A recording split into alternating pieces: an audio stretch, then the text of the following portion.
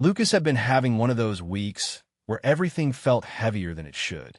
The alarm would go off. He'd lie there staring at the ceiling, and before he even got out of bed, the day already felt like a battle he was losing. There was a job he no longer felt connected to, the gym membership he kept paying for and never using, the language app he kept opening for 2 minutes before giving up, and the growing pile of bills that seemed to multiply every time he looked at them. Nothing was falling apart in a dramatic way. That was almost worse. It was just slowly, quietly becoming too much. On Sunday afternoon, he sat on the back steps of his place with a lukewarm coffee in his hand, watching the neighbors mow their lawns and wondering how other people seemed to keep life together without looking completely wrecked by it. He thought, not for the first time, what's wrong with me? It was the sort of question people ask when they're exhausted from trying to fix everything at once. And Lucas had been trying. He'd made lists, set big goals, downloaded apps, bought notebooks, promised himself that Monday would be different. But Monday always arrived, looking suspiciously like the last one.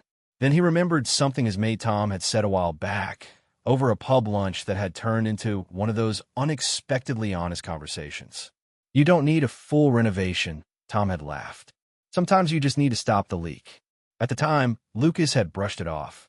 But sitting there in the quiet of that Sunday arvo, with the sun dropping low and the day stretching out in front of him, the idea landed differently. What if he'd been trying to change too much at once? What if the problem wasn't that he lacked discipline, but that he was aiming at the whole mountain instead of the first step? That question stuck with him. Because here's the thing. Most of us think change should feel dramatic. We imagine a surge of motivation, a brand new routine, a clean break from old habits. But real change is often far less glamorous than that. It starts small, almost annoyingly small, and that's where the domino effect begins to matter. Lucas didn't know it yet, but that quiet afternoon was the beginning of something bigger than a better routine. It was the first clue that one tiny decision could set off a chain reaction he'd never seen coming. Lucas sat at the kitchen table long after lunch, staring at a blank notebook page like it had personally offended him. He'd done this before. New month, new plan, new burst of motivation. Exercise 5 times a week. Cut the junk food. Learn Spanish. Get serious about savings. Wake up earlier. Meditate. Read more. Fix everything. And, as usual, by Thursday he'd be tired, irritated, and quietly convinced there was something wrong with him. His phone buzzed with another reminder he'd set the week before. He didn't even open it. He just leaned back, rubbed his face, and let out a short laugh that sounded more like surrender than humor. Why do I keep doing this to myself? He muttered. Outside, the afternoon was warm and still. Inside, the house felt strangely loud with all the things he hadn't changed. The unopened gym bag in the hallway. The half-finished tax folder on the sideboard. The language app he'd barely touched. It all looked less like laziness and more like a life stuck in neutral. That was the moment his mate Darren rang. Still trying to reinvent the wheel? Darren asked, in that casual way friends do when they're being helpful and annoying at the same time. Lucas gave a tired grin. Feels more like I'm trying to replace the whole car. There was a pause, then Darren said, Mate, maybe you're not meant to fix your whole life in one go. Lucas almost dismissed it, but the words lingered. Not because they were dramatic, because they sounded true. That evening, he found himself thinking back over every failed attempt at change, and the pattern was obvious.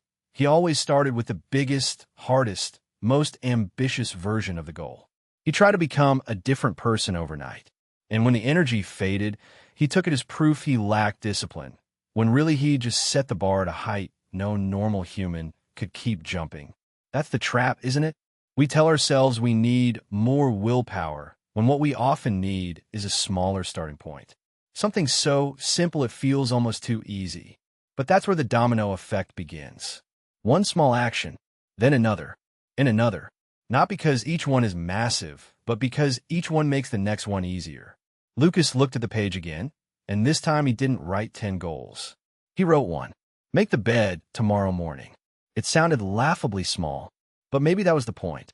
Maybe one clean, finished corner of the day could start tipping everything else in the right direction. And once he saw that, He began to wonder what else had been quietly waiting for him to stop chasing the whole mountain at once. By the time Sunday afternoon rolled around, Lucas wasn't sitting in his usual place, staring at his phone and wondering why nothing in his life seemed to stick. He was in his kitchen, half listening to the kettle, half watching the sunlight slide across the bench, when it hit him. The problem was never that he was lazy. It was that he kept trying to rebuild his whole life in one go. New job, new fitness routine, new budget, new mindset. It was too much, too fast, and every time the pressure built, he'd snap back into old habits and call it failure. So he tried something different. Nothing dramatic. No grand speech. No perfect plan. Just one small promise. Make the bed every morning. At first, almost felt laughably simple. But the next morning, something shifted. He woke up, made the bed, and before he even had time to argue with himself, he had already done one useful thing. One clean start. One little win. And strangely enough, that tiny act changed the tone of the whole day. He started noticing the chain reaction. A made bed led to a quicker shower. A quicker shower led to a proper breakfast instead of a rushed biscuit standing by the sink. Breakfast led to less sluggishness, and less sluggishness made it easier to go for a walk after work. Not because he suddenly became a different person overnight, but because momentum is powerful. Once the first domino falls, the rest don't need as much force. They just follow. That's the part so many of us miss. We think transformation comes from willpower, from trying harder, from fixing everything at once. But human behavior doesn't usually work like that. The brain loves shortcuts. It looks for patterns, for ease, for the path of least resistance. So when one small habit becomes automatic, it can quietly pull other good habits into place. It can change how you feel about yourself. It can even change what you believe is possible. Lucas didn't become perfect, and neither will you. That's not the point. The point is that real change often begins in a moment so ordinary you could miss it. Making the bed, drinking the water, opening the book, taking the walk, sending the email. One small decision, repeated enough times, can start rewriting the whole story. And maybe that's the question worth sitting with tonight. What's the one domino in your life that could start the rest of them moving? If this made you think differently about change, give the video a like, and if you want more ideas like this one, subscribe so you don't miss what comes next.